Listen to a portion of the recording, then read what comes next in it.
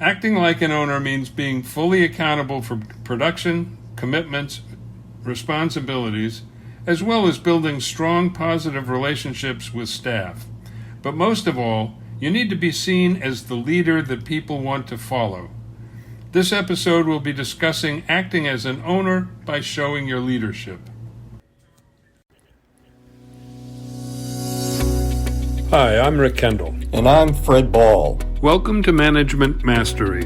The purpose of these podcasts is to share what each of us has learned about good and bad management in our combined over 40 years of experience, both as managers and executive coaches.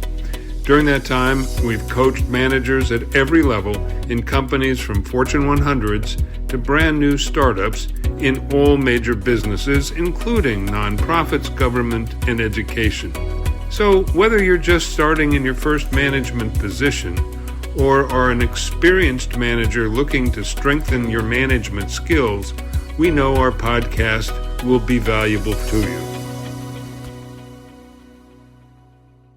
In today's competitive world, you must prove that you can consistently meet your department's goals, as well as treat staff the way that you would want to be treated.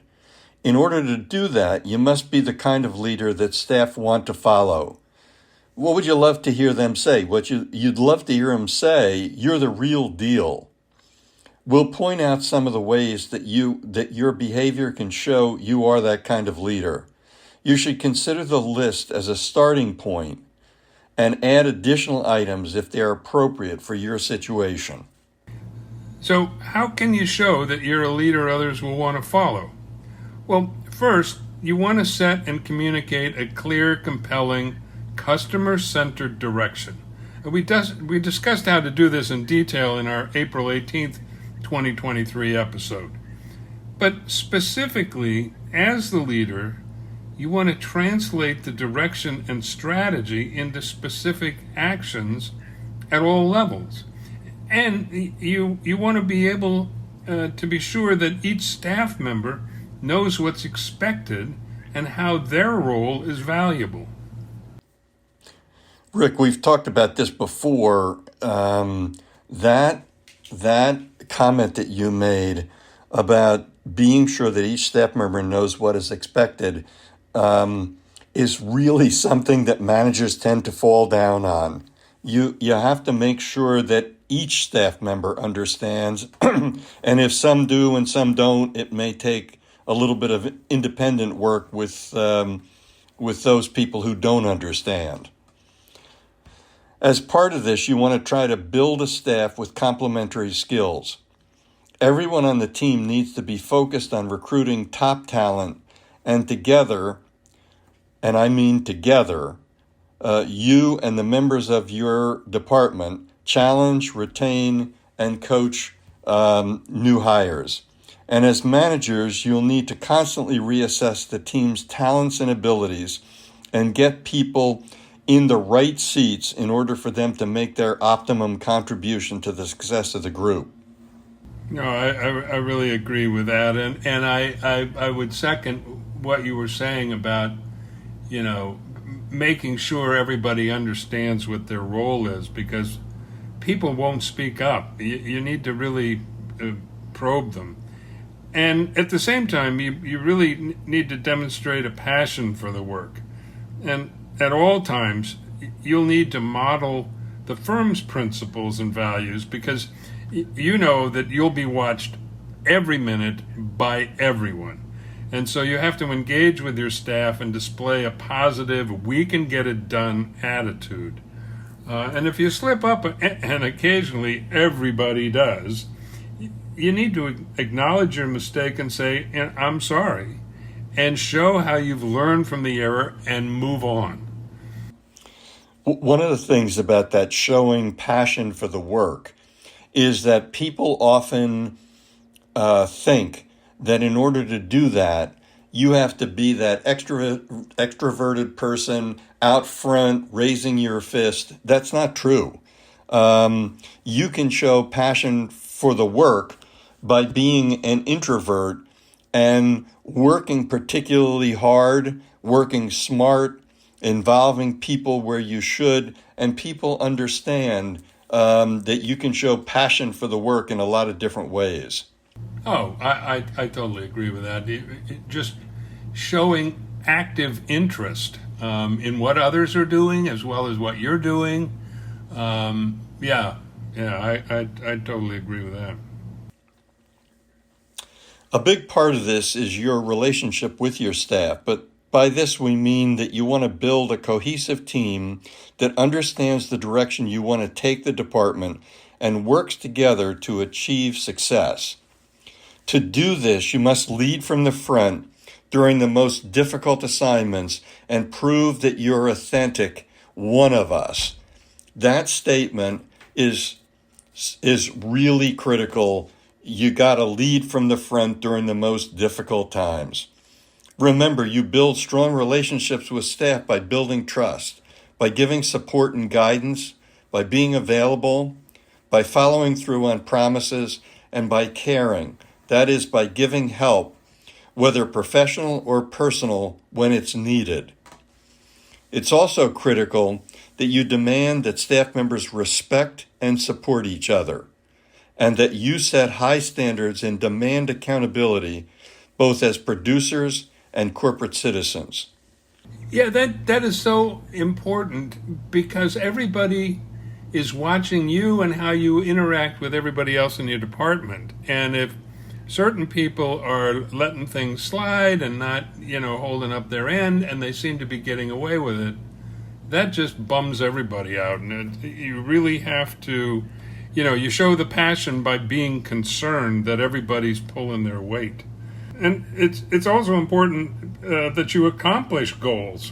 And here we mean achieving or exceeding those goals regardless of the obstacles or the challenges you may face, including changing market conditions. So you've always got to be, you can't just say, oh, well, things have changed, we're not going to make that. I mean, you need to help staff understand how building a performance-based climate means setting goals and following them to completion. You need to be sure that every staff member understands the direction of the department. And this is really important too. And what their role is in it, what your expectations are, and as well as the workflow and the communications and timelines. So whenever you can, try to delegate projects or tasks when it makes sense so that you don't create bottlenecks. I mean, we've all known managers who have to control everything all the time, and nobody can really work efficiently. So you've got to be able to delegate. And we have an episode on delegation on last August. So to learn more about how to do that effectively, listen to that episode if you haven't. And finally, you need to empower staff to select the methods to accomplish their goals and remind them that they'll be held accountable for their work, but you want to give them the kind of independence with accountability, and that's what successful people want. When we're doing our coaching, that comment that you made about creating bottlenecks often comes up. Even with managers that are more open to delegating, sometimes they don't delegate enough and they still create bottlenecks, and people are reluctant to say to the boss that they're creating bottlenecks, and yet it slows down the work. Oh yeah, and it's not good for morale either. People feel frustrated and feel you're not on top of it because you're not giving people assignments to get the work done. And you're not giving me a chance to show you what I can do and move my career forward. That too, yes. Of course, accountability also means evaluation. You must constantly emphasize the importance of evaluation as a way to track progress. To do this effectively, you have to establish fair and consistent evaluation procedures for work product and for individual goals that everyone understands. You have to be sure that you are present for the evaluation updates if you want staff to stay interested and engaged in the process. That is really important. If you're not there, people say it's not important. And you need to make decisions to change methodology if the established path is not working. Oh, that kind of flexibility is very important. But you don't want to be wishy-washy at the same time, so it's a real trade-off. And finally, you need to constantly show that your ambition is for the larger company and not just for yourself. I mean, we've all worked for people that the thing that seems to be driving them is just getting them ahead in their own lane. And you've just got to show that you're working for the larger entity, the larger purpose.